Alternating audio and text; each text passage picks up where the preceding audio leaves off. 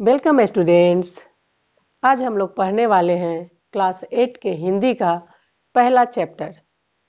जिसका नाम है आत्माभिमान यानी सेल्फ रिस्पेक्ट। यह एक कविता है और इस सुंदर कविता के रचनाकार हैं श्री माखनलाल चतुर्वेदी जी। श्री माखनलाल चतुर्वेदी जी का जन्म 4 अप्रैल 1889 ईस्वी को बाबई, होशंगाबाद, मध्य प्रदेश में हुआ था और उनकी मृत्यु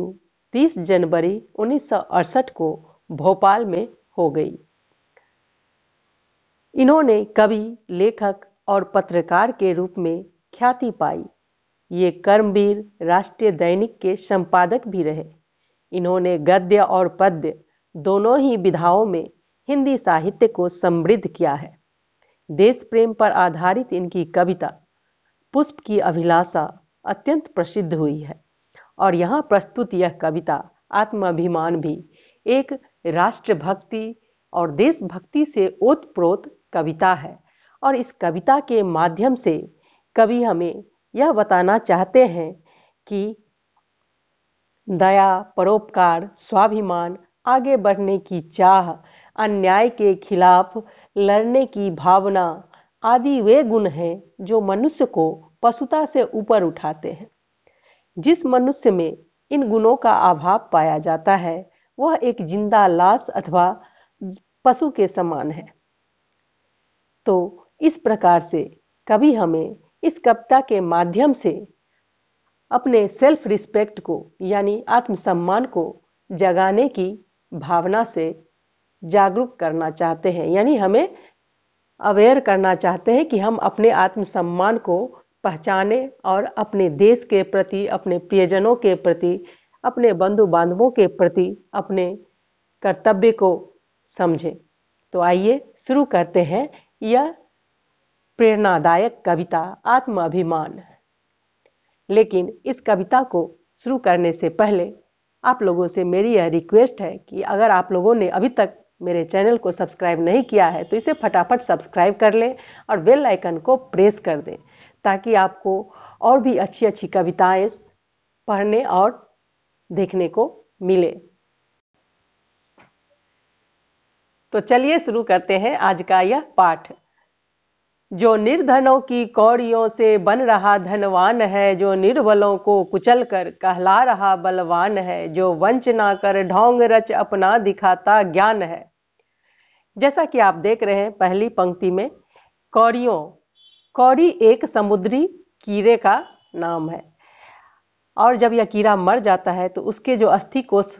बच जाते हैं वही कौड़ी कहलाता है।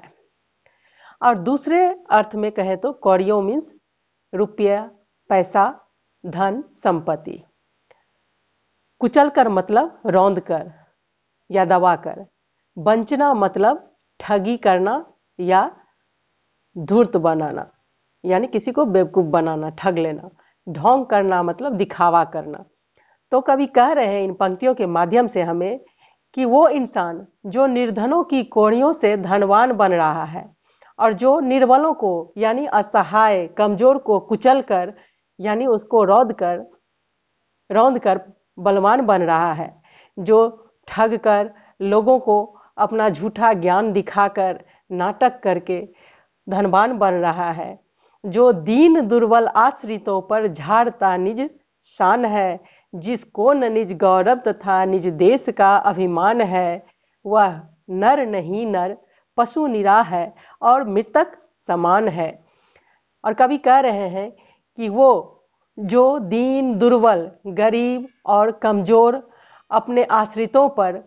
झूठ मूठ का अपना शान झाड़ता रहता है, उसको अपना ताकत दिखाता रहता है, जिसको अपने गौरव का यानी अपने आत्मसम्मान का कुछ ज्ञान नहीं है, जिसको अपने देश पर अभिमान नहीं है, वह नर नहीं है यानी वह मनुष्य नहीं है, वह एक पशु है, सिर्फ एक पशु है और मृतक के समान है, मरे हुए के समान है, जिसको कि अपनी मातृभूमि से प्यार नहीं है, जिसको अपने आत्मसम्मान की परवाह नहीं है और जो गरीबों, दलितों और निर्बलों को कुचलकर बलवान बन रहा है वो मनुष्य नहीं है बल्कि सिर्फ एक पशु है और मृतक के समान है। दूसरा पैरा में, जिसको न अपनी जाति के उत्थान का अरमान है, जिसको न अपनी जन्मदा शुचि भूमि का अभिमान है, जिसको न अपनी मातृभाषा का हृदय से मान है, जिसको न अपनी दीनता पर खेद शोक महान है, जिसको न निज गौरव तथा निज देश का अभिमान है, वह नर नहीं नर पशु निराह है और मृतक समान है। अब कवि कहते हैं कि वह मनुष्य जिसको अपनी जाति के उत्थान का यानी विकास का अरमान नहीं है, यानी इच्छा नहीं है, ख्वाहिश नहीं है, जिसको अपनी पवित्र जन्मभूमि का अभिमान नहीं है, अपनी मातृभूमि पे गर्व नहीं है, जिसको न अपनी मातृभाषा का हृदय से मान है, यानी जो अपनी मातृभाषा से प्यार नहीं करता या उसको सम्मान नहीं देता, जिसको न अपनी दीनता पर खेद शोक महान है, जिसको अपनी दीनता पर, अपनी हीनता पर खेद नहीं है, यानी दुख नहीं है, शोक नहीं है, पश्चाताप नहीं है, जिसको न निज गौरव तथा निज देश का अभिमान है, जिसको अपने स्वाभिमान पर तथा अपने देश पर अभिमान नहीं है, वह मनुष्य नहीं है बल्कि सिर्फ एक पशु है और मृतक के समान है, मरे हुए के समान है, जिसको खुद से और अपनी मातृभूमि से प्यार नहीं है, उस पर अभिमान नहीं है, वो मरे हुए के समान है। जिसको न अपने बंधुओं के दुख सुख का ध्यान है,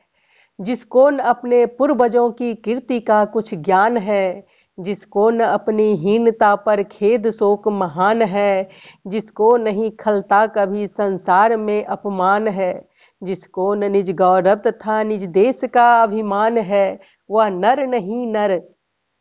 पशु निराह है और मृतक समान है। और तीसरे पैराग्राफ में कवि हमें यह कहना चाहते हैं कि वह मनुष्य जिसको अपने बंधुओं के यानी अपने प्रियजनों के सुख दुख का ध्यान नहीं है, परवाह नहीं है, चिंता नहीं है, जिसको अपने पूर्वजों के कीर्तियों का यानी उनके अच्छे कर्मों का, उनके द्वारा किए गए बड़े बड़े महान कार्यों का कुछ भी ज्ञान नहीं है, जिसको अपनी हीनता पर यानी अपनी कमी पर खेद नहीं है, दुख नहीं है, शोक नहीं है,